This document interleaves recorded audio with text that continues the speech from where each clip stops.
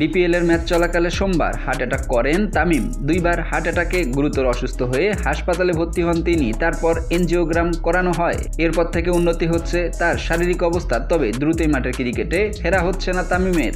আপাতত চিকিৎসকদের পর্যবেক্ষণে আছেন তামিম। দেশ সেরাই ওপেনারকে 48 থেকে 72 ঘন্টা পর্যবেক্ষণে রাখা হয়েছে। আপাতত অনেকটাই শঙ্কামুক্ত রয়েছে এই তারকা ক্রিকেটার। তবে ধীরে ধীরে স্বাভাবিক কাজকর্ম করতে পারবেন তামিম। তবে যার কল্যাণে তারকা হয়ে উঠেছেন তামিম, সেই ক্রিকেটে ফিরতে পারবেন আরো 3 মাস পর, এমনটাই জানিয়েছে চিকিৎসকরা। দুপুরে তামিমের শারীরিক অবস্থা নিয়ে গণমাধ্যমে কথা বলেছেন চিকিৎসকরা। তারা জানিয়েছে তামিম এখন অনেকটাই শঙ্কামুক্ত। এছাড়াও জানা গেছে তিনি হাঁটার চেষ্টা করেছেন।